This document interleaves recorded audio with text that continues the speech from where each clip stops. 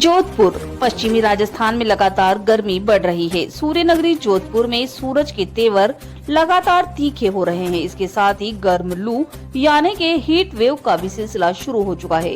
Heat wave से बचने को लेकर एक तरफ जहां प्रशासन ने गाइडलाइन जारी की है, तो वहीं जोधपुर संभाग के सबसे बड़े अस्पताल मथुरा दास अस्पताल में हीट स्ट्रोक को लेकर विशेष तैयारियां की गई है। एमडीएम के अधीक्षक विकास राज पुरोहित ने बताया कि हीट स्ट्रोक को लेकर अस्पताल में तमाम तरह की तैयारियां की गई हैं। उन्होंने यह कहा कि राज्य सरकार द्वारा प्राप्त निर्देशन के अनुसार इमरजेंसी वार्ड में डॉक्टर को मुस्तैद कर दिया गया है। इसके अलावा कोल्ड स्लाइन आदि सभी संसाधनों की व्यवस्था भी की गई है। उन्होंने कहा कि तापमान कंट्रोल करने में काम आने वाले उपकरण, कूलर, एसी आदि की व्यवस्था भी है।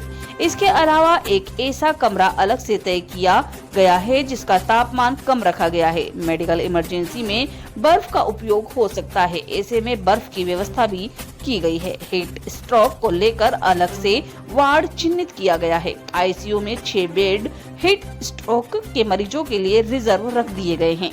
उन्होंने कहा कि गाइडलाइन के अनुसार ये सुनिश्चित किया गया है कि हीट स्ट्रोक का यदि कोई मरीज आता है तो उसे सीनियर डॉक्टर एक बार जरूर चेक करे। इसके बाद उसकी स्थिति को लेकर आगे उपचार किया जाएगा। डॉक्टर राज पुरोहित ने यह भी कहा कि सरकार ने हीट स्ट्रोक को लेकर एडवाइजरी जारी की है, जिसमें आम लोगों से अपील की है कि ठीक समय सुबह 11 बजे से शाम तक अनावश्यक घर से बाहर नहीं निकले। इसके अलावा अधिक से अधिक पेय पदार्थों का सेवन करें। सिर और मुंह कपड़े से ढक कर निकले। भूखे पेट घर से किसी भी सूरत में न निकले।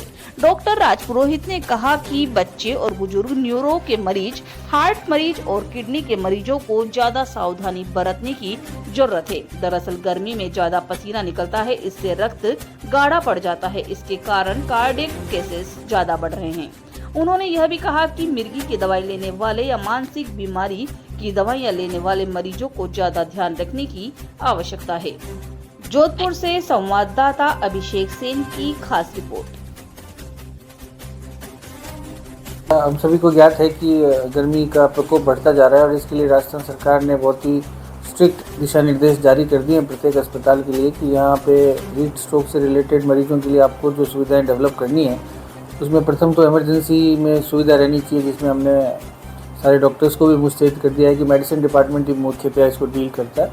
और उसके अलावा जो कोल्ड सलाइन वगैरह है या चाहे एसी कूलिंग वगैरह है, एक कमरा ऐसा है जिसका टेम्परेचर थोड़ा लो रखा है हमने, जिसमें एसी अच्छे से काम कर रहे हैं, तो वो उसके लिए रिजर्व रखा है। इसके अलावा बर्फ़ का भी उपयोग हो सकता है इसमें टेम्परेचर को कंट्रोल करने के लिए, तो वो भी वहाँ में मेडिकल इमरजेंसी में उपलब्ध करा दी गई है प्रतिदिन के हिसाब से। और इसके अलावा हमने एक वार्ड भी, अगर बहुत ज़्यादा संख्या में मरीज आते हैं तो उसके लिए एक वार्ड वालों को भी निर्देश दिया है कि एक वार्ड को एयर मार्क किया गया है कि इसमें 2-4 बेड, 5 बेड, 10 बेड, जितने भी आवश्यकता के अनुसार इसको हीट स्ट्रोक के लिए रिजर्व रखे जाए। इसके अलावा 6 बेड आईसीयू में भी हमने रखे हैं हीट स्ट्रोक के लिए। तो हर लेवल पे इसको इमरजेंसी से लेकर आईसीयू तक इसको मुस्तैद किया गया है, रिजर्व किया गया है। और मेडिसिन डिपार्टमेंट को स्पेशल गाइडलाइन दी गई है सरकार की जो आई है कि भाई आप अपने सीनियर डॉक्टर्स को भी इस मामले में सेंसिटाइज करें कि यदि कोई हीट स्ट्रोक का मरीज आता है तो उसको सीनियर डॉक्टर आवश्यक रूप से देखें उसको। सर, हीट वेव गर्मी शुरू हो चुकी है, खान पान में किस तरह से परिवर्तन करने की आवश्यकता है?